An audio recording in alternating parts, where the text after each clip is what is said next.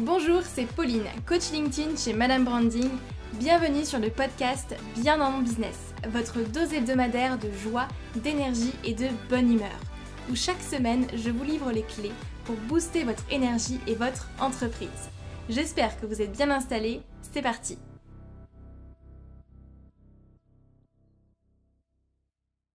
Hello tout le monde, j'espère que vous allez bien, merci d'être là. Avant de démarrer, j'ai une grande nouvelle pour vous. J'organise cette semaine un atelier sur la création de contenu sur LinkedIn. On va voir ensemble comment booster votre visibilité en créant des posts engageants sur LinkedIn, même si vous n'êtes pas à l'aise avec l'écrit et même si vous n'avez pas aujourd'hui d'idée de contenu ou alors au contraire si vous en avez beaucoup trop. Alors, avant que je vous explique en quoi cet atelier va consister, sachez que c'est comme d'habitude, comme le sont tous mes ateliers, un atelier payant. Mais un atelier qui est orienté comme d'habitude aussi sur la pratique. L'idée c'est qu'à la fin, vous puissiez avoir quelque chose de concret en fait et passer à l'action pour avoir des résultats. L'objectif c'est d'avoir des résultats comme à chaque fois. On va voir ensemble comment créer une ligne éditoriale clarifiée. Donc on va clarifier votre ligne éditoriale et clarifier également 5 mois d'idées de contenu. D'accord ? On va voir ensemble la méthode en 4 étapes pour rédiger simplement un post qui soit engageant et qui convertisse derrière. Et enfin, on verra les meilleurs formats et phrases d'accroche qui fonctionnent sur LinkedIn. Donc on va voir ensemble comment rédiger un post, comment rédiger une accroche, comment faire un appel à l'action, comment avoir de l'engagement sous ces posts. Mais surtout, comment faire en sorte que ça nous ramène des clients derrière. Parce qu'il ne s'agit pas juste de poster pour poster, mais il s'agit vraiment que ça nous ramène forcément du business derrière. Donc concrètement, on va mettre en place votre stratégie pour booster votre visibilité et attirer naturellement des prospects grâce à vos publications.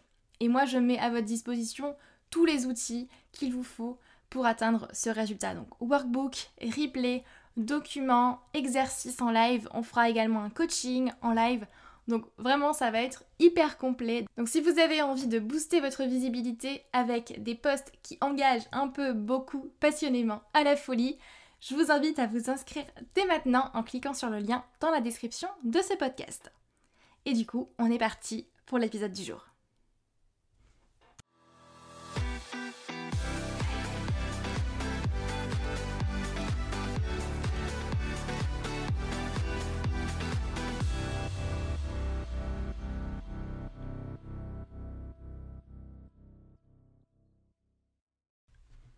J'espère que vous êtes en forme, j'espère que vous êtes motivés pour écouter ce podcast. Aujourd'hui ensemble, on va voir comment booster votre visibilité et votre image de marque grâce aux réseaux sociaux. Et pour ce faire, j'ai invité Bekir pour venir parler justement des réseaux sociaux et du community management, vu que lui est community manager et formateur sur les réseaux sociaux.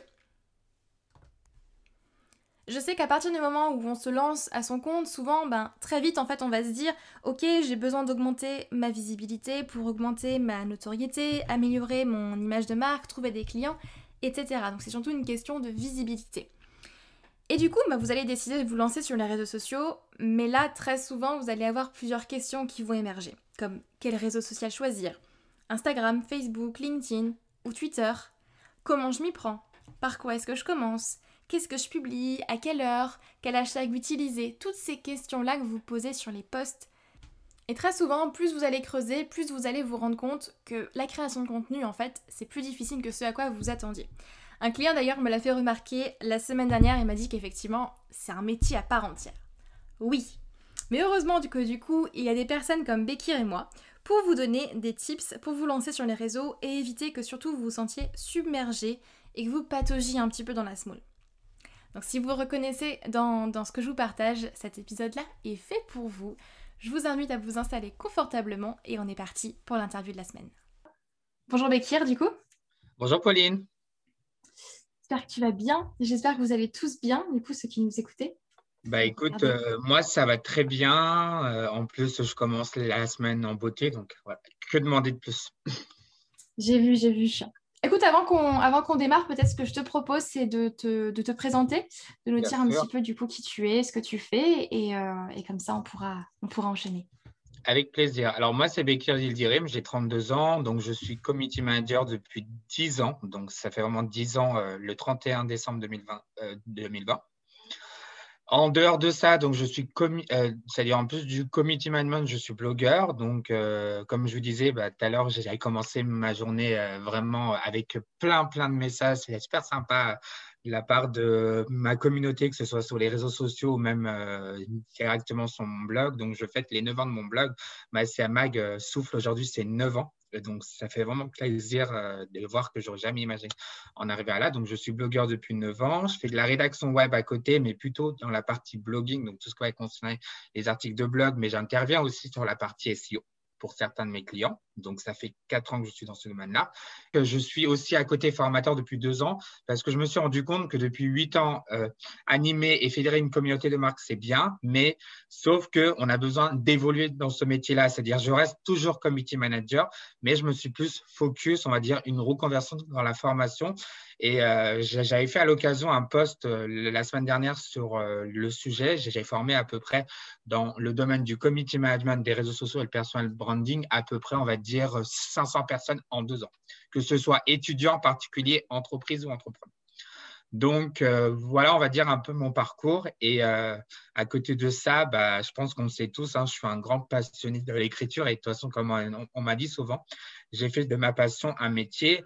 Juste pour information, je sais que ce n'est pas forcément le sujet, mais en fait, j'ai commencé à l'âge de 12 ans à écrire des petites nouvelles, des petites histoires.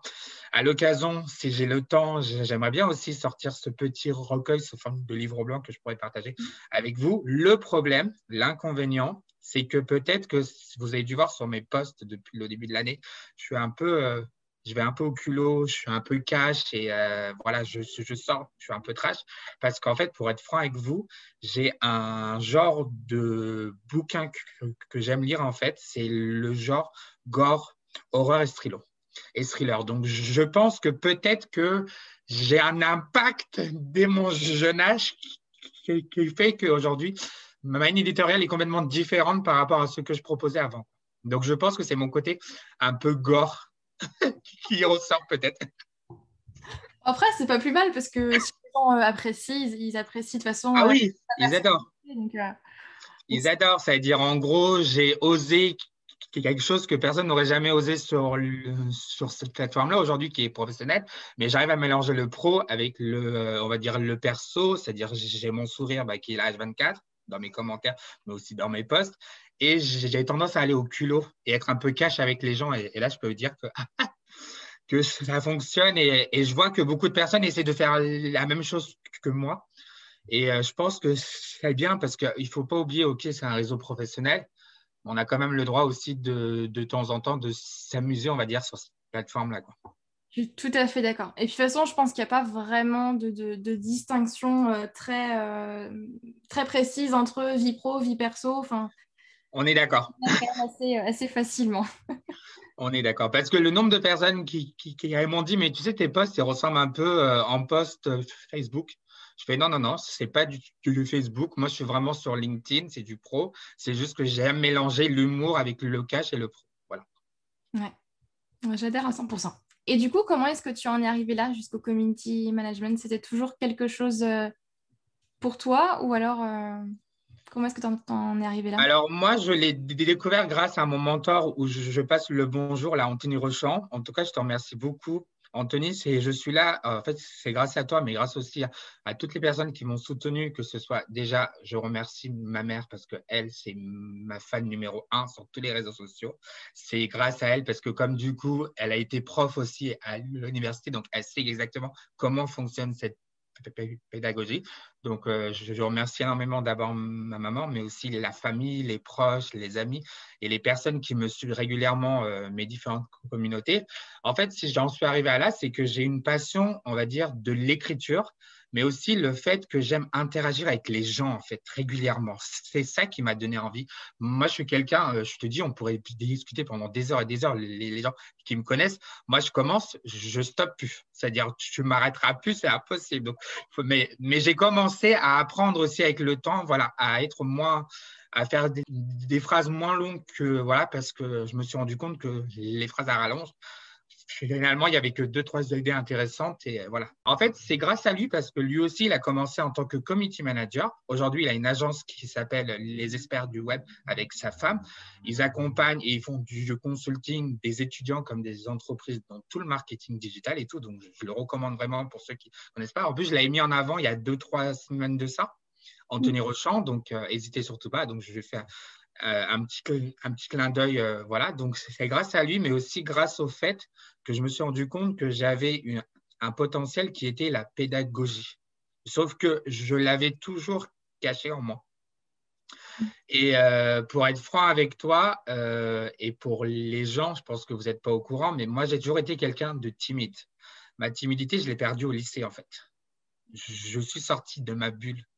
Et en fait, les gens m'ont dit, mais comment ça s'est passé? J'ai eu quelque chose qui a fait que je suis passé du jour au lendemain de la personne qui était le Bekir timide à Bekir a commencé à faire des conneries au lycée, après, ensuite, ainsi de suite. Donc voilà, je pense que, voilà, et ils s'y attendaient pas du tout. Je faisais partie des gens où j'aurais jamais osé rater, on va dire, tous mes cours d'anglais en première, en terminale, et voilà quoi. Donc voilà, et malgré ça, j'ai quand même réussi à avoir mon bac. Donc, comme quoi.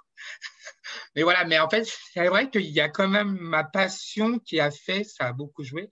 Mais le fait d'avoir mon mentor, en plus, il ne savait même pas qu'il était mon mentor officiellement, parce que quand je lui ai dit lors du salon e-marketing en 2019, il a été étonné et j'ai fait ne sois pas étonné si je suis là aujourd'hui. C'est quand même grâce à tes posts. C'est une personne qui partage régulièrement sur Twitter, sur LinkedIn, sur Instagram et tout, et même sur Facebook. Et donc voilà, donc c'est grâce à lui que je suis là, mais pas grâce à lui. J'ai aussi un travail derrière qui a été fait. Et pourquoi j'ai choisi le métier de community manager? C'est parce que j'aime l'interaction avec les gens. J'aime parler, j'aime discuter avec les gens. J'aime avoir leur point de vue. C'est pour ça que dans tous mes posts, on le verra après, mais j'aime à chaque fois poser une question à la fin de chaque post.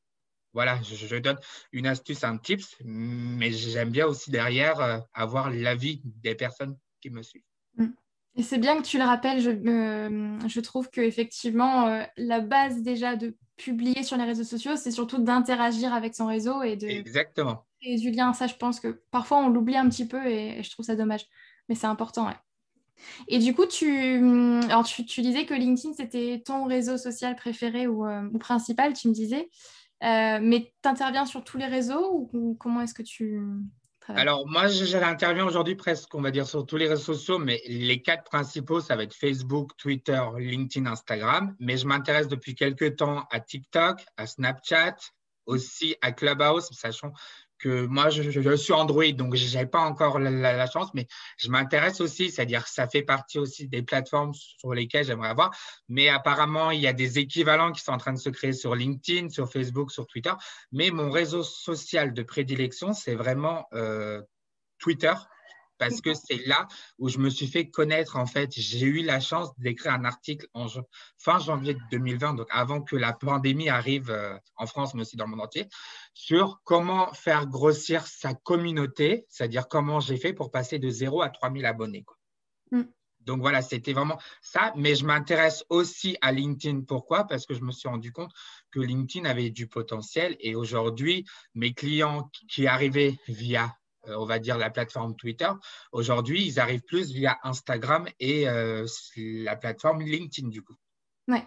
Voilà. Et en fait, je me suis rendu compte, c'est-à-dire même si ma cible sur TikTok, on sait que c'est une cible jeune, mais je me suis quand même rendu compte que depuis le premier confinement, qu'il y avait quand même des entrepreneurs, des entrepreneuses et même des chefs d'entreprise qui étaient présents et qui donnaient des astuces, en fait, en lien avec leur métier. Je le vois souvent. Moi, j'ai quelques personnes que je suis, des Américaines qui donnent des astuces sur Instagram, sur LinkedIn, sur Facebook et tout.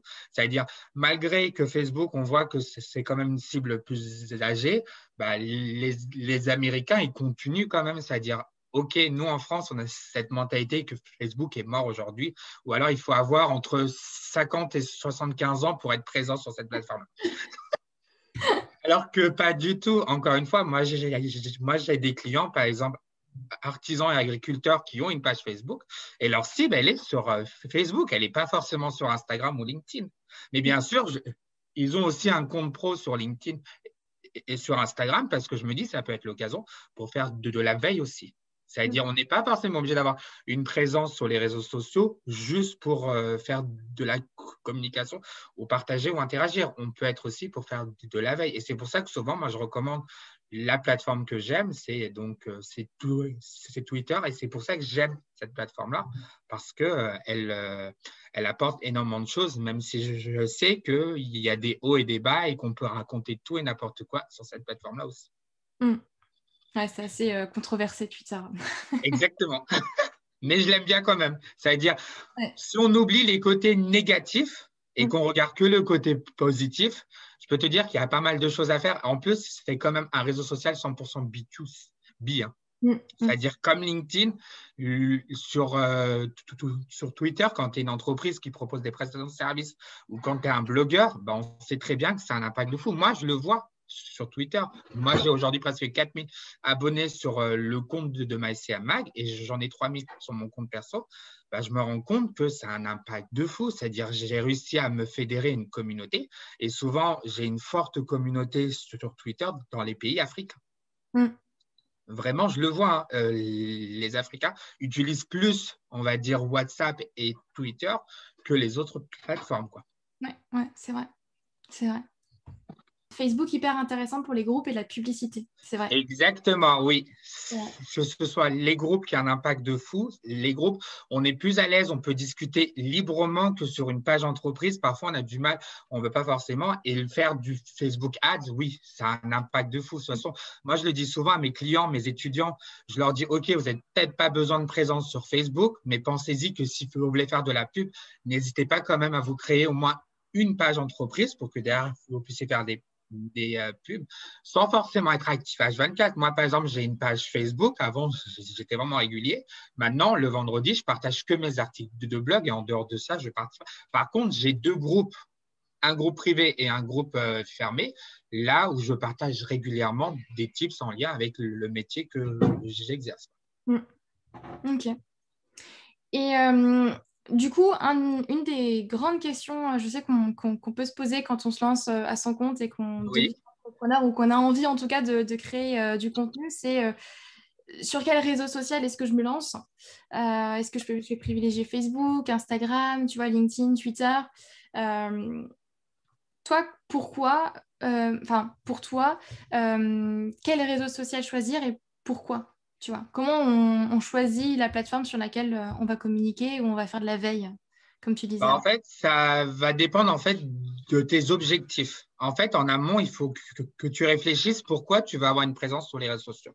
Est-ce que c'est par exemple pour te faire connaître? Est-ce que c'est pour gagner en visibilité, notoriété, pour travailler ton image de marque, peut-être pour améliorer le référencement de ton site internet ou blog ou portfolio? Parce qu'on sait que les réseaux sociaux n'ont pas un impact à 100%, mais on peut dire qu'il y a quand même un impact entre 5 à 10% en fonction des entreprises.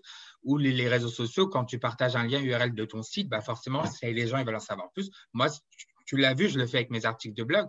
Donc, automatiquement, ça me fait du trafic. Donc, ça améliore aussi mon référencement naturel. Donc, voilà, ça peut être pour ça. Ou ça peut être aussi même pour travailler son personal branding, de trouver un travail. Dans ce cas-là, par exemple, si on prend l'exemple de pouvoir mettre par exemple, on cherche un travail, une alternance, un stage, bah moi, je vais recommander souvent aux gens LinkedIn et voire même Twitter parce que, OK, peut-être que sur Twitter, on ne trouve pas beaucoup d'offres d'emploi, mais on peut quand même trouver son bonheur. Et moi, je vais être franc avec toi, avant de me lancer en freelancing, mon premier travail, je l'ai trouvé sur Twitter. Une entreprise qui recherchait un assistant marketing pour 7-8 mois. Donc, je l'ai trouvé grâce à Twitter. Moi, je le dis souvent parce que je renseigne cette matière-là à des étudiants dans l'école de Ranco où il y a des gens qui sont en reconversion de tout âge. Donc, en fait, je me retrouve avec des jeunes de 20 ans jusqu'à 50, 55 ans. Et quand je leur parle de Twitter, ils me disent, mais tu penses vraiment qu'on peut travailler son personal branding et trouver un travail sur Twitter? Oui, on le peut. C'est-à-dire, je ne promets pas à 100% parce qu'encore une fois, le réseau vraiment idéal, c'est LinkedIn. Mais après, on peut aussi, n'empêche, parfois, je vois même, je recommande même les groupes Facebook parce que sur les groupes sur Facebook, il y a beaucoup de groupes d'entraide où ils partagent des emplois, des stages et d'alternance. Donc, il faut vraiment privilégier. En fait, ça va vraiment dépendre les plateformes sur lesquelles tu vas être présent, que tu sois une entreprise ou que tu sois un indépendant ou même une personne qui recherche un stage ou une alternance, bah, en fait, ça va vraiment dépendre de tes objectifs et ta cible aussi, en amont. Parce qu'encore une fois, si tu es une marque, bah, bien sûr, il faut que tu saches qui tu vas viser et voir exactement si ta cible, elle est présente sur Instagram, sur Facebook ou sur une autre plateforme. Donc voilà, moi, je ne pourrais pas te donner exactement une plateforme sur laquelle on doit être présent, mais en fonction de tes objectifs et de ta cible et en fonction de ce que tu vends aussi, tes produits ou services, là, à ce moment-là, tu pourras choisir tes plateformes. Si par exemple, tu es une agence dans le web marketing et tu proposes la création de sites Internet, bah, idéalement, si tu proposes des services dans ce domaine-là, donc la création de sites Internet et la partie SEO, bah, moi, je vais dire à l'entreprise, je vous recommande LinkedIn et Twitter parce que j'ai pu voir lors de mon étude de marché, étude de la concurrence, bah, vos concurrents, ils sont présents sur ces plateformes-là. Et après, si vous êtes intéressé, éventuellement, on peut réfléchir sur d'autres plateformes, mais peut-être pour faire de la veille. Ou voilà. Et pour ta question, pour répondre à où faire vraiment de la veille, moi, souvent, je recommande Twitter, LinkedIn. Après, on peut le faire aussi sur Facebook, on peut le faire sur Instagram, ou on peut même le faire sur d'autres plateformes comme Feedly ou sur des sites spécialisés comme le blog du modérateur, le journal du CM. Vraiment, je le recommande pour ceux qui sont dans ce métier-là, dans le community management. Le journal du CM est vraiment intéressant parce qu'il partage vraiment toute l'actualité en lien avec ce métier et ce secteur d'activité-là. Après, bien sûr, moi, je sais aussi qu'il y a pas mal de personnes qui font de la veille sur mon blog MyCM Mag aussi. Donc, ils l'ont comme favori et ils se sont inscrits, ils se sont dit, ben voilà, comme ça, on va recevoir régulièrement les posts en lien avec ce que je propose, quoi. Donc voilà, moi, c'est les conseils que je donnerais pour la veille et éventuellement pour se lancer sur les réseaux sociaux. Ok, super. C'est vrai que moi, j'utilise aussi beaucoup YouTube pour tout ce qui est veille. Ça me permet de voir, tu sais, quand tu classes par sujet ou Oui, par nombre de vues, de voir les sujets qui sont le plus traités aussi. C'est intéressant. oui, voilà. Après, chacun a ses plateformes de prédilection. Encore une fois, tu vois, moi, je discutais avec mes étudiants. Il y a des étudiants, ils vont me dire, voilà, plus on va être sur Instagram parce qu'on a beaucoup de personnes aussi qui partagent des stories ou des posts en lien avec leur métier ou ce qu'ils veulent faire.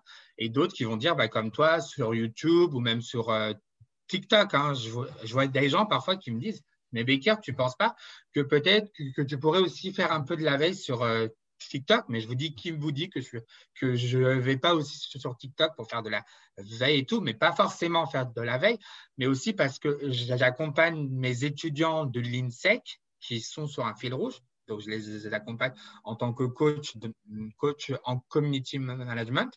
Et en fait, ils ont un projet qu'ils doivent fédérer et développer une communauté de marques sur Instagram et sur TikTok. Et comme j'ai 2 groupes sur TikTok, bah, je m'intéresse énormément à cette plateforme-là parce que je me rends compte qu'il y a aussi des choses à apprendre sur cette plateforme-là, même si ma cible, elle n'est pas, voilà, elle est jeune. Après, je me dis qu'un jour, quand je tomberai sur un client qui a cette cible-là et qui propose, par exemple, des vêtements, c'est une boutique, voilà, bah, à ce moment-là, je pourrais dire à la personne, oui, en effet, on pourra, si vous le souhaitez, je pourrais vous former et vous accompagner sur cette plateforme-là. D'où le fait que je suis en train de me dire, tiens, pourquoi pas proposer une formation sur cette plateforme-là, parce qu'aujourd'hui, je me rends compte qu'il y a très, très peu de personnes qui proposent des formations sur TikTok. On en voit beaucoup sur Instagram, Facebook et LinkedIn, mais très peu sur TikTok, parce que je me dis peut-être que les gens, ils sont encore frileux.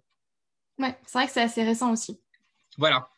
C'est super intéressant. J'avais pas vu les choses sous cet angle-là. J'aime beaucoup. Merci. Oh, c'est top. Et du coup, dans la pratique, après, quand tu rentres dans la rédaction, on va dire, d'un poste, c'est quoi pour toi les grandes clés pour rédiger un poste ou par quoi est-ce que tu commences? Alors moi, avant même de rédiger un post, je fais de la veille. Première étape. Je vais voir ce que mes concurrents font. Je vais essayer de m'amuser un peu, voir voilà, quel est l'impact qu'ils ont, eux, sur les réseaux sociaux. Je m'inspire beaucoup. Après, les gens qui m'inspirent, bah, c'est les gens comme toi et les autres. En fait, c'est l'humain en lui-même. Donc, en fait, c'est suite à des échanges que je fais régulièrement avec mes collaborateurs, avec les personnes que je rencontre sur les réseaux sociaux ou même en IRL. Bah là, je me rends compte, en fait, en effet, qu'il y a une grosse évolution parce que je me permets aussi, en me disant, voilà, tiens, bah, pourquoi pas faire aujourd'hui un exemple suite. Et souvent, je le dis souvent, mes thématiques d'articles de blog ou mes posts, je les trouve grâce à vous, en fait. C'est vous qui êtes ma plus grande inspiration parce que c'est vous qui me donnez des idées. Hier, je discutais avec mon ami d'enfance et à l'instant même, il m'a donné une idée. J'ai fait, tiens, ce sera mon prochain article au mois de mai. Tu vois? Alors qu'on parlait juste comme ça. Mais c'est-à-dire que même quand on parle de la vie perso, bah, on se rend compte qu'il y a des choses qui arrivent, quoi. Après, moi, les tips que je donne souvent pour vraiment pour pouvoir créer du contenu et avoir de l'engagement, c'est par exemple, moi je dis souvent, si vous faites un titre accrocheur et impactant, bah, vous savez déjà que vous avez l'attention de votre auditeur ou les 80%. personnes, voilà, ou les personnes qui vous lisent. Et c'est pour ça, je pense que tu l'as vu et que les autres ont vu, c'est que je commence toujours avec des titres un peu au culot, Ouais. mais vraiment accrocheurs. Et parfois, les gens me disent, mais ça n'a rien à voir avec ce que nous pose par la suite. Bah, c'est pour aussi faire en sorte que les gens soient curieux, ça leur donne envie. Ensuite, éventuellement, bah, ajouter un message impactant.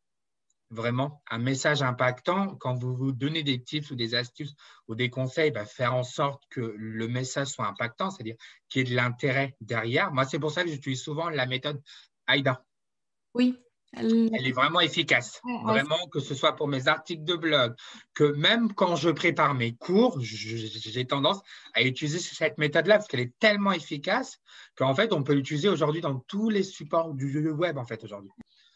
Voilà, même en SEO, on peut l'utiliser, même en SEO, on peut l'utiliser partout, même quand on fait une vidéo.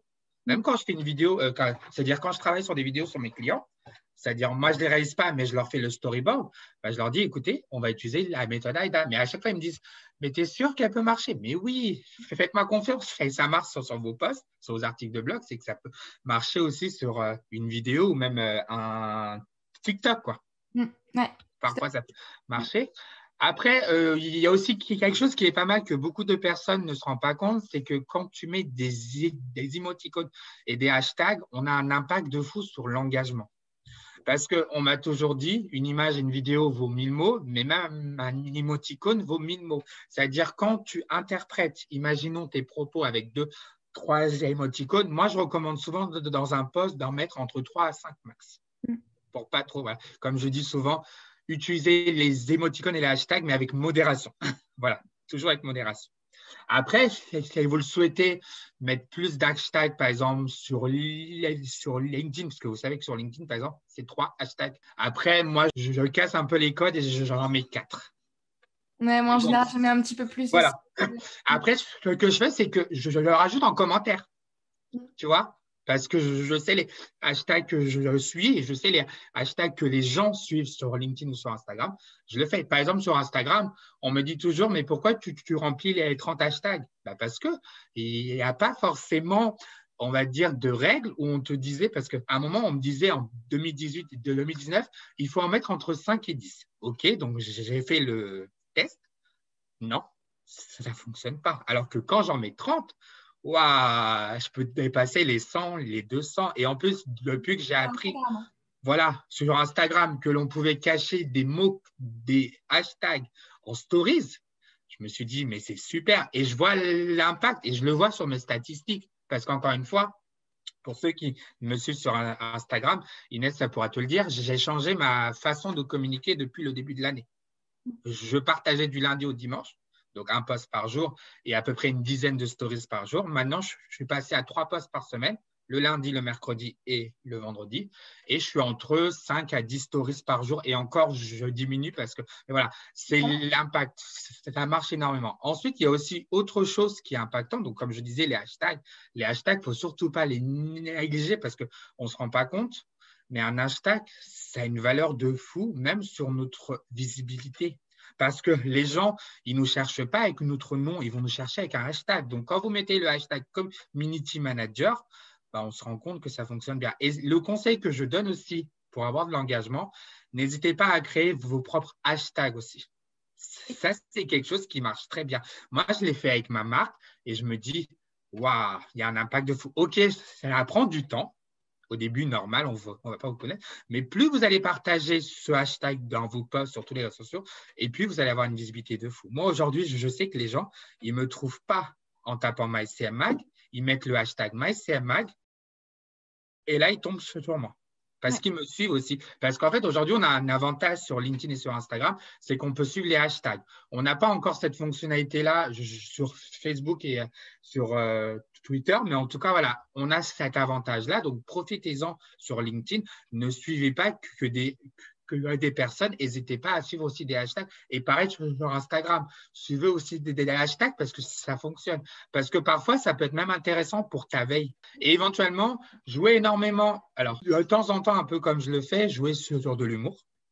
Mais encore une fois, quand vous jouez sur l'humour, moi, ce que je dis à mes clients, mes étudiants, il faut que vous assumiez derrière. Ça veut dire, genre, tu ne mets pas un éclat de rire et derrière, tu n'assumes pas, en fait. Ouais. Ou alors, si tu veux aller un peu au culot, être cash, à ce moment-là, oui, mais encore une fois, il faut que tu sois capable d'assumer derrière. Parce que c'est vrai que souvent, moi, je le vois avec mes clients. Ils vont au culot ou ils vont au cash ou ils font de l'humour. Mais là, après, ils n'assument pas. Ils retournent leur veste, alors que je ne leur ai pas appris comme ça. Je leur ai dit, si vraiment vous ne pouvez pas assumer, ne le faites pas. Et c'est pour ça que je le vois quand les gens ils le font, c'est qu'ils ont compris et ils assument. Moi, je le fais parce qu'ils assument. Moi, je fais partie des premières personnes à avoir écrit. Donc, j'avais fait un coup de gueule fin août sur le fait qu'il fallait que les gens reconnaissent le métier de community manager et que le gratuit, c'était pendant un moment et stop, le gratuit, il fallait passer au payant. J'ai dit, arrêtez de nous prendre pour des pigeons et j'ai mis en photo un pigeon. Et les gens, ils m'ont dit, oh my God, il n'y a que Bekir pour faire ce genre de truc. Mais oui, parce que, comme je dis souvent, il faut oser, oser, oser et sortir de sa zone de confort. Ouais, j'adore. Ouais, voilà. Et après, éventuellement, le dernier tip que je peux donner, c'est aussi deux, on va dire. Donc, éventuellement, comme j'ai dit, de poser une question à la fin ou même au début, ça peut être intéressant, parce que du coup, ça donne envie, ça va créer de l'interaction. Parce que vous allez donner un tips à la personne et la personne, elle va se dire dans sa tête, ah, il me donne un tips gratuitement et en plus, il me demande mon point de vue sur le sujet. Je me dis, tiens, c'est le moment où jamais. C'est comme ça que ça marche aussi l'engagement. Et éventuellement, ajouter une image impactante ou une vidéo impactante aussi, ça, comme je l'ai dit tout à l'heure, une image et une vidéo vaut 1000 mots. Et ça fonctionne. Et c'est ça qui est bien, c'est que derrière, on ne se rend pas compte, mais en utilisant ces tips-là, ça fonctionne énormément. En tout cas, moi, je le vois à travers mes posts et je le vois à travers mes clients et je le vois même à travers mes étudiants parfois qui sont frileux, qui avaient quitté le réseau social Twitter et bizarrement, ils se retrouvent parce que je les ai convaincus en une journée de formation, je les ai convaincus et c'est pareil pour mes clients. J'avais un client, il était frileux. Aujourd'hui, il s'amuse comme un gamin, quoi. Ouais. Non, c'est top, c'est top. Donc, si je résume, pour toi, pour rédiger un bon post, tu nous as partagé donc l'accroche, qui est oui, très exact. D'accord. L'accroche, les hashtags, oser, tu avais dit exactement. Oser, sortir de sa zone de confort aussi et bousculer un petit peu les codes, je pense. Voilà. C'est important. Et l'appel à l'action et la question à la fin est très, très exactement, ça veut dire casser les codes comme je le fais. Moi, j'adore. Moi, ma communauté, ils m'adorent, ils me kiffent parce que je casse les codes des réseaux sociaux. Moi, je suis le premier à avoir dit dans un commentaire sur LinkedIn, avoir utilisé le mot fuck. On m'a dit bravo, Bekir, bravo, on te félicite. On te félicite. Bon, il y en a qui n'étaient pas trop. Bon, c'était pas non plus méchant, puisque derrière, il y avait des émoticônes qui éclataient de rire. Et même moi, quand j'en ai discuté, donc c'était marrant, c'était drôle. C'était pas un fuck, juste pour dire. Je disais, je ne me rappelle plus exactement, mais j'avais utilisé le terme parce que ça m'avait fait rire et voilà, sur le coup, voilà.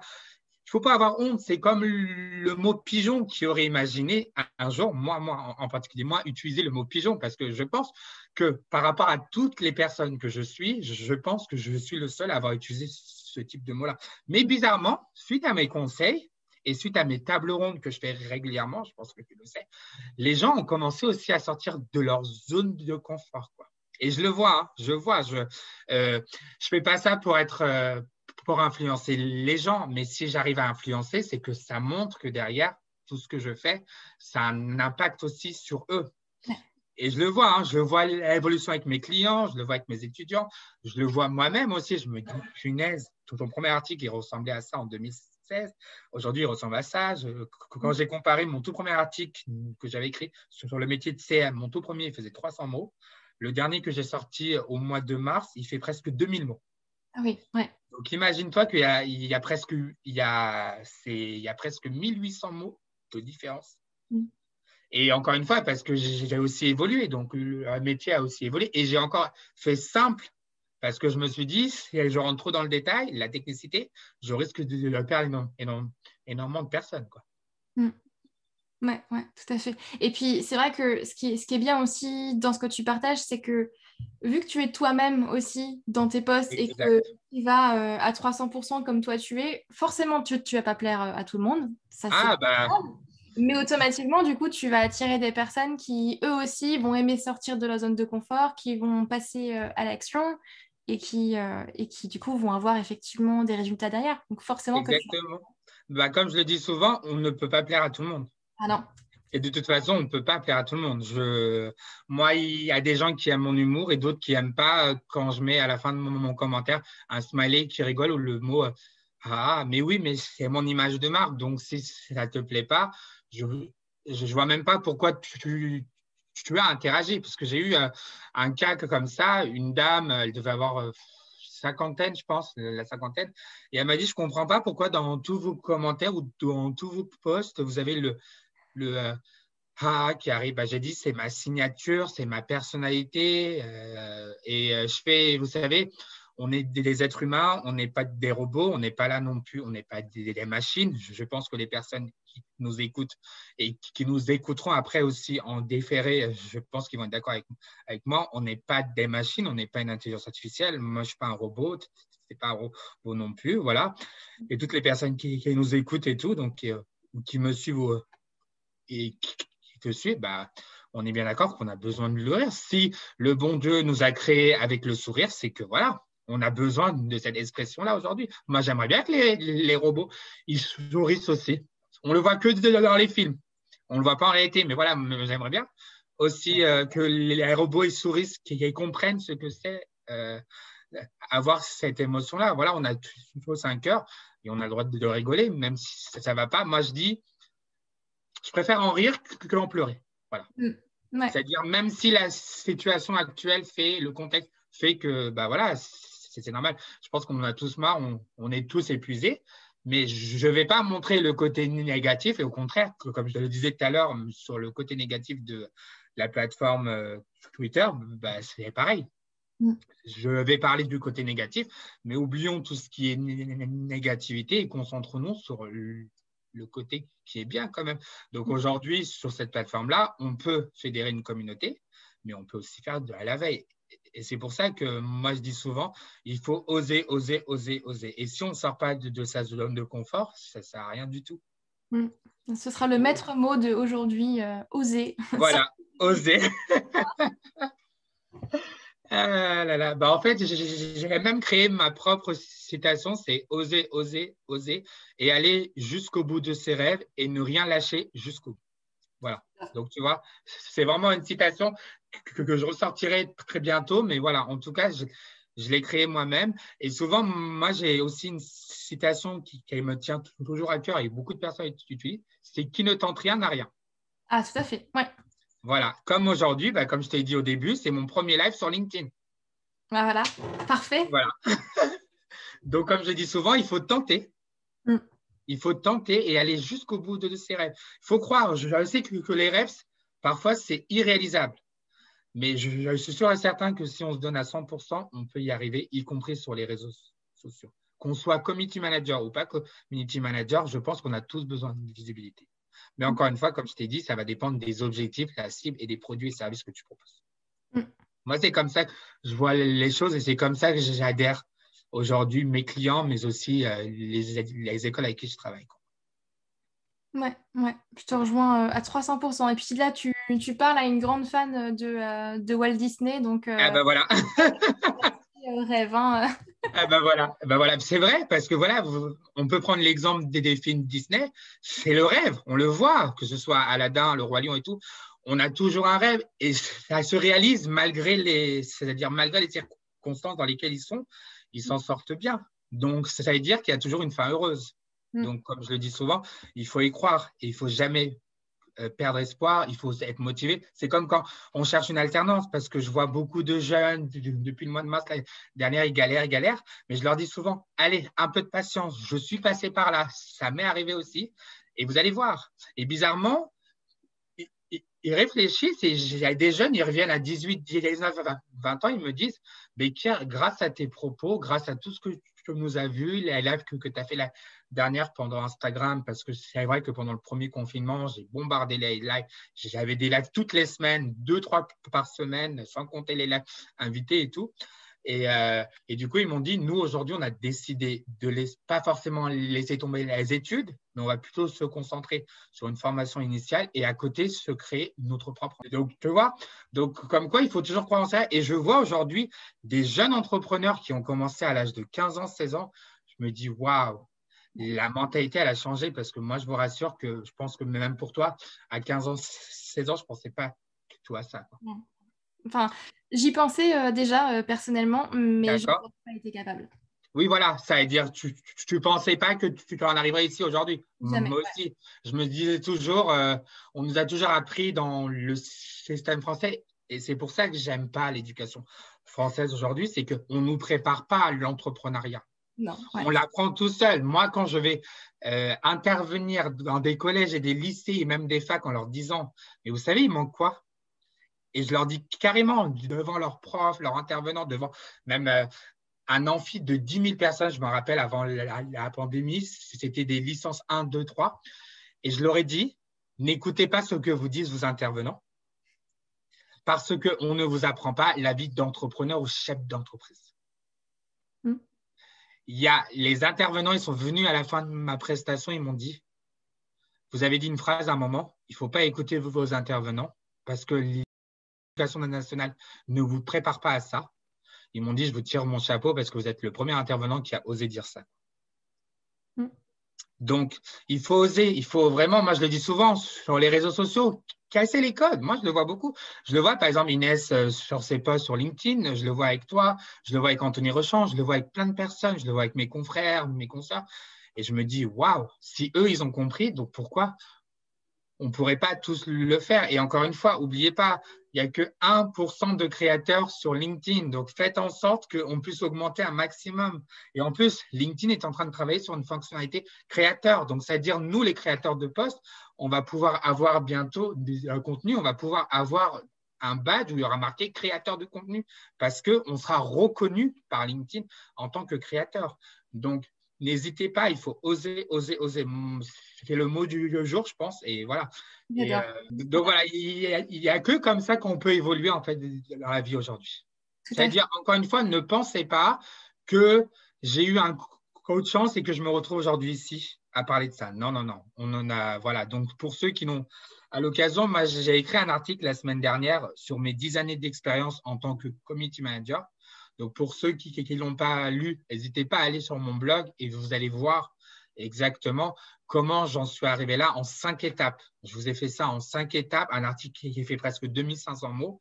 Donc, voilà. Donc, n'hésitez pas. Et vous allez voir, ça se trouve, même il y a des gens, ils m'ont dit, on s'est reconnu dans certaines choses que nous a dit. Et le mot qu'ils ont retenu, c'est le mot oser. Bah voilà. À la fin, tu vois, le mot oser et croyez en vos rêves, bah ça, voilà.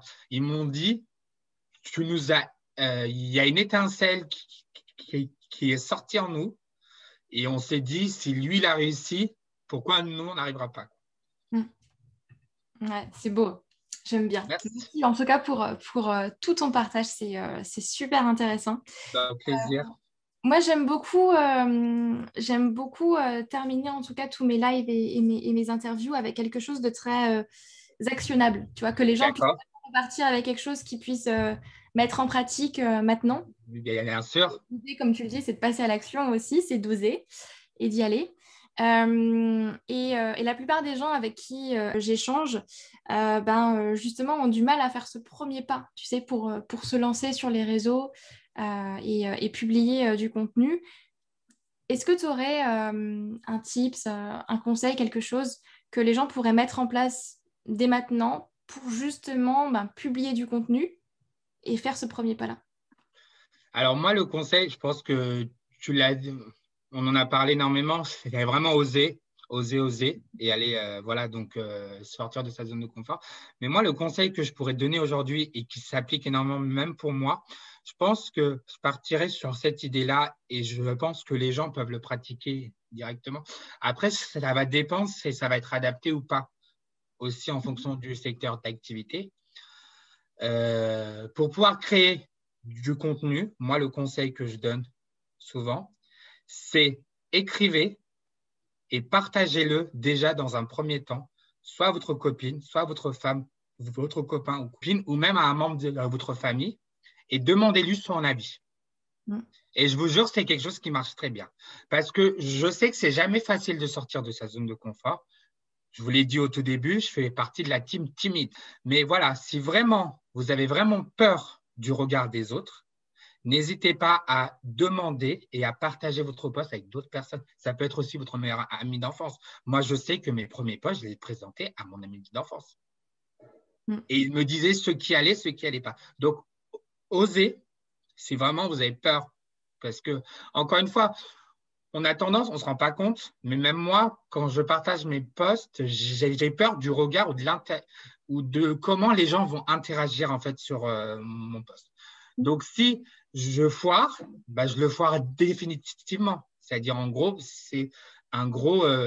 j'ai créé un bad buzz. C'est-à-dire, ça a raté. Donc, ce que je propose, c'est ça. C'est n'hésitez pas à aller voir les autres et leur demander leur point de vue. Et encore mieux, si vraiment vous avez personne, n'hésitez pas à venir me voir. Et comme ça, je pourrais vous donner des petits conseils parce que j'ai tendance à offrir gratuitement des calls ou des visios de 15-30 minutes.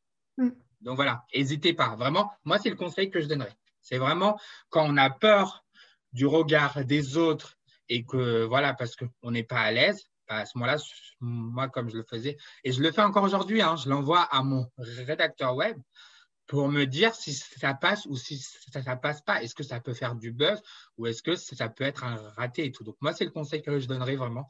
Mais bien sûr, n'oublions pas le mot de la journée, c'est vraiment oser, quoi. Voilà. Top. Merci beaucoup. Et c'est vrai que souvent, je pense que la plupart des gens oublient que on a tous quelque chose à raconter, on a tous Mais quelque chose bien sûr. et on va le dire avec notre manière, notre façon de le dire, avec nos mots. Et c'est ça qui fait au final que notre contenu sera différent et, euh, et les gens ne demandent qu'à nous écouter en fait au final. C'est ça. En fait, il faut pas avoir peur. Même si, imaginons, le premier poste, il passe pas, c'est pas grave. Au moins, c'est un test. Mais moi, je vois beaucoup de personnes qui arrêtent au bout du deuxième, troisième échec. Ouais, Alors que non. Moi, j'en ai vécu ces 10 dernières années, peut-être une centaine d'échecs où je me suis pris des murs droits devant moi. Mais ça ne m'a pas empêché de perdre espoir. Au contraire, oui, on aura toujours des coups de mou.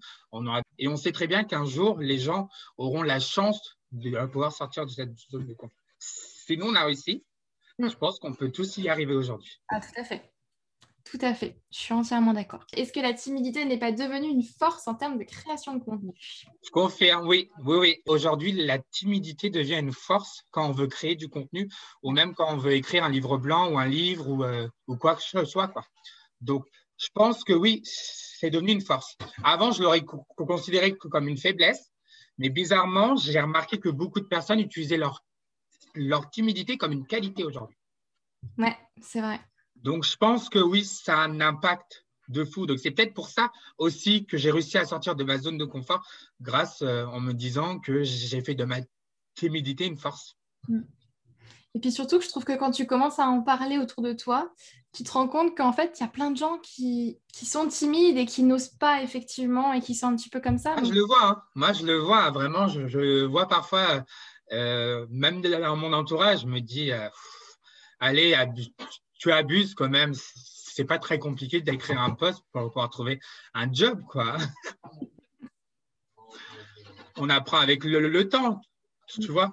On apprend avec le temps et c'est pas trop grave. Je me dis, moi, je préfère faire les erreurs maintenant et avancer avec le temps. Et il n'y a que comme ça que je pense qu'on peut évoluer. On n'y pense pas, mais même moi, mon ami d'enfance, hier, on en discutait encore hier, et il me disait, tu as fait un changement radical de fou, quoi. Je te connais depuis l'âge de 11 ans, parce on a un an de différence, et il me dit, mais c'est fou, j'arrive pas à te reconnaître, quoi. Est-ce que tu es vraiment le Bekir ou alors tu t'es fait clowner ou alors il s'est passé quelque chose? Non, je fais écoute, j'ai appris de mes erreurs, j'ai appris de toutes les remarques et les critiques que tu m'as faites. Et encore aujourd'hui, même lui, il est entrepreneur aussi, donc j'ai eu un peu de l'influence sur lui et j'ai réussi à l'influencer. Et même aujourd'hui, il me donne mes objectifs moi-même. Il me les fixe à ma place en me disant, Bekir, voilà, moi, je te donne ce challenge-là. Et je le fais avec plaisir parce que je sais très bien que même s'il n'est pas forcément dans le domaine où je suis, parce qu'il est web développeur, il a quand même des connaissances, il s'y connaît un peu. Donc, voilà. Et ça fait plaisir d'avoir une personne sur qui tu peux compter, on va dire, aujourd'hui, en fait. d'ailleurs, pour la petite histoire, ça se voit peut-être pas forcément, mais je suis une très grande timide aussi. Ok, d'accord. Bah, on dirait pas parce que sur tes vidéos, sur tes posts, on dirait pas. Mais après, si je pense que plus on apprend à connaître les gens et plus on le voit en fait, on se rend Ouais, compte. ouais, c'est vrai, c'est vrai, c'est vrai. Moi, je me rappelle quand j'avais trouvé mon tout premier job à la fin de mes études en 2014, j'avais une assistante marketing avec qui je travaillais dans le service marketing et elle me disait que ça faisait 17 ans qu'elle avait le même poste.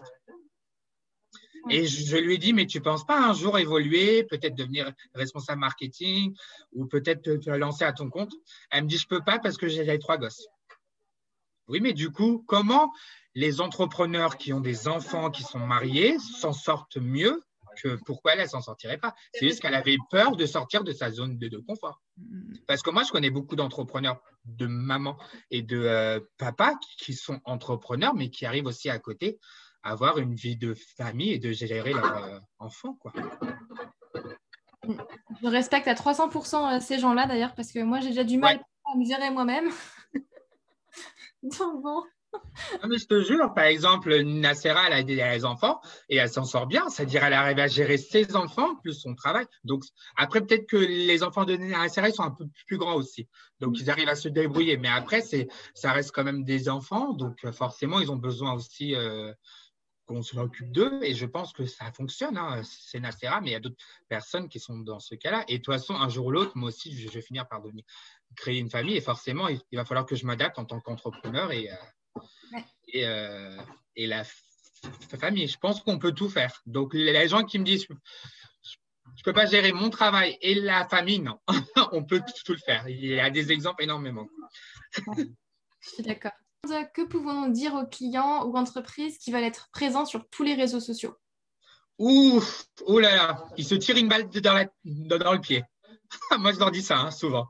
Parce qu'en fait, c'est comme si je te disais, genre, on te dit de sauter du 40e étage. On sait très bien que tu ne le feras pas. Moi aussi, je ne le ferai pas. Pauline aussi ne le fera pas. Donc, encore une fois, quand vos clients vous disent qu'il faut être présent sur tous les réseaux sociaux parce que les concurrents sont présents, non, non, non, non. Tu leur précises bien, c'est en fonction de vos objectifs, de votre cible et les produits et services que vous proposez et que vous mettez en avant. En dehors de ça, si ton client il assiste vraiment, bah à ce moment-là, le conseil que je te donne, c'est de ne pas travailler avec lui. Parce qu'un client comme ça, on sait déjà qu'il est relou avant même de commencer à travailler avec. Donc, moi, mes clients, quand ils me disent je dois être présent sur tous les réseaux sociaux, je leur dis mais non, tu es en train de te tirer une balle dans le pied. Donc, non, non, surtout pas. Surtout pas. Oui, mais mes concurrents, ils sont partout. Et on s'en fout. tes concurrents, peut-être qu'ils n'ont pas une stratégie ou alors ils n'ont pas une personne qui l'accompagne. Moi, je vais t'accompagner. Et mes clients me disent finalement, ah ouais, mais en fait, Bekir, tu as bien fait de nous mettre que sur 2 plateformes. Ouais, et puis je pense que c'est important aussi de commencer avec une ou deux plateformes, effectivement. Voilà, Et quitte à après rajouter d'autres réseaux sociaux. voilà. Mais Évoluer au fur et à mesure. Voilà. On évolue au fur et à mesure. C'est-à-dire, moi, j'ai un client, il a commencé avec un compte LinkedIn et une page LinkedIn et un groupe LinkedIn. Et aujourd'hui, on s'intéresse à Instagram et Snapchat. On s'est rendu compte que sur Snapchat, il y avait du potentiel pour lui aussi. Mm. Donc, tu vois, donc je pense que moi, c'est le conseil que je donne. C'est vraiment que si le client va être présent sur les réseaux sociaux, il faut vraiment le convaincre en disant que est-ce que vous êtes sûr que votre cible, que les objectifs que vous avez fixés en amont et que vos produits et services vont correspondre à cette plateforme-là. Parce que si la personne est sur Instagram et sur Pinterest et qu'elle propose des machines à laver, non. J'aurais du mal à voir une entreprise qui propose des machines à laver. On peut en trouver, mais c'est très rare. Mais je vais recommander directement d'avoir une page Facebook. Là, c'est sûr que ça marche. Et en plus, tu as la bonne cible, parce que souvent, ce sont les personnes qui ont entre 45 et 60 ans qui ont toujours ce problème là avec leur machine à laver, tu vois. Donc, moi, c'est le conseil que je donne sur ça. Donc, essayer de convaincre que c'est. Je sais que c'est pas facile. C'est comme quand on a du mal à sortir de sa zone de confort, mais il faut oser. Voilà. Ouais, tout à fait. Et quand tu parles de créateurs de contenu, tu inclus les articles aussi. On m'a dit que LinkedIn les délaisserait. Alors, je ne sais pas si les articles feront partie des critères, mais normalement, si les gens utilisent les articles sur LinkedIn, je pense que ça peut être un critère aussi. C'est-à-dire, je ne pense pas qu'il va prendre en compte que la création de posts. Parce que même si je sais qu'il est en train de le délaisser, moi, je connais des gens quand même qui continuent encore à écrire des articles de blog sur LinkedIn parce qu'ils n'ont pas forcément un blog sur leur site Internet. Donc, je pense que ça peut avoir un impact. Après, encore une fois, ce n'est pas parce qu'une fonctionnalité est de moins en moins active qu'il faut la laisser tomber. Au contraire, c'est un avantage. Moi, je te conseille de continuer à écrire tes articles de blog puisque tu as la possibilité de le repartager sur ton propre compte pro ou même sur tes groupes. Après, si jamais tu as un groupe aussi.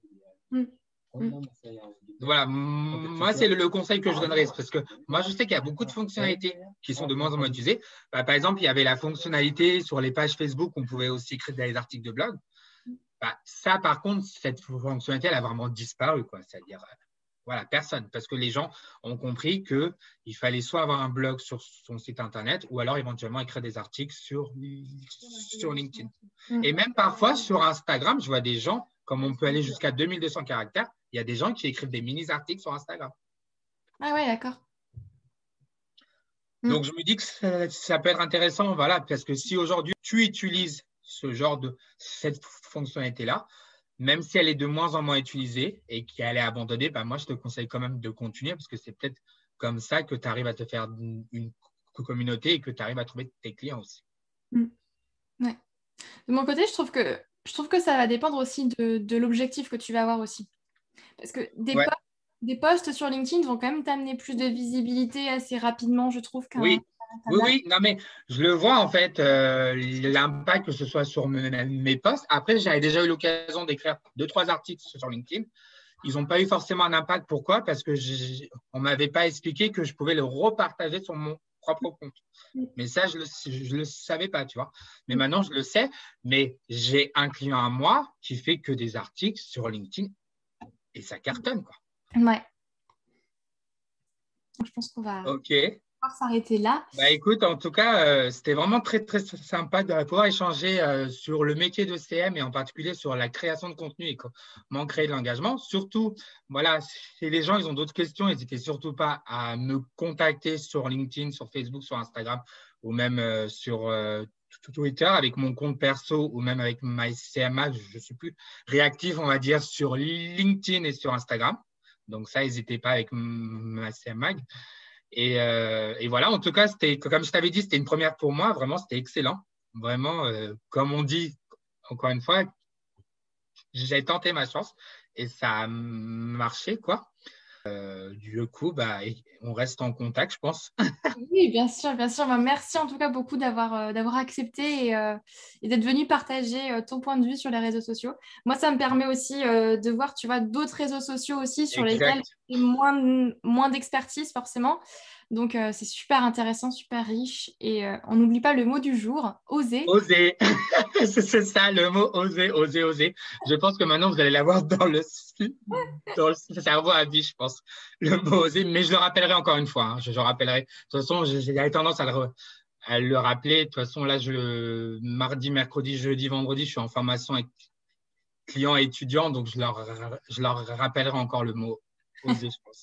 Ils pourront jeter un coup d'œil aussi à cette interview-là. Voilà. Oui, beaucoup. Je te remercie beaucoup Là. et à très vite. Au revoir. Et voilà, l'interview est terminée. J'espère sincèrement qu'elle vous aura plu et que ça vous aura apporté beaucoup de valeur pour vous lancer sur les réseaux sociaux. Donc n'oubliez pas, pensez bien à définir vos objectifs et votre cible avant de vous lancer, avant de choisir en tout cas le réseau social sur lequel vous allez publier. Et sincèrement, je suis tellement d'accord avec ce mot du jour, oser. Osez y aller à 300%. Osez montrer qui vous êtes. Osez parler de choses qui peut-être vont casser les codes, bousculer les codes, mais c'est ça qui va marcher. Parce que c'est comme ça également que vous allez être authentique, c'est comme ça également que vous allez pouvoir travailler votre image de marque et c'est surtout comme ça que vous allez attirer des personnes qui vous ressemblent. Des personnes qui vont vouloir travailler avec vous parce qu'ils vont avoir envie de travailler avec vous et non pas pour vos offres. D'accord ? Donc osez, osez, osez sortir de votre zone de confort. Je sais que c'est pas facile. Je sais que ça demande un travail sur soi également, mais le résultat est tellement là et on se sent tellement mieux après. Ça, je vous assure. Et si vous avez envie d'aller plus loin et d'apprendre à rédiger correctement des posts qui engagent et qui convertissent derrière, qui vous ramènent des clients, je vous invite très fortement à nous rejoindre pour l'atelier qui aura lieu cette semaine. Le lien d'inscription est en description de ce podcast et nous allons voir ensemble la stratégie pour booster votre visibilité grâce à la création de contenu sur LinkedIn. Et ce, même si vous ne savez pas écrire, vous verrez, je vous prépare plein de belles petites choses. Et je vous souhaite une très très belle semaine, prenez soin de vous et on se retrouve lundi prochain pour un nouvel épisode de Bien dans mon business. Bye bye.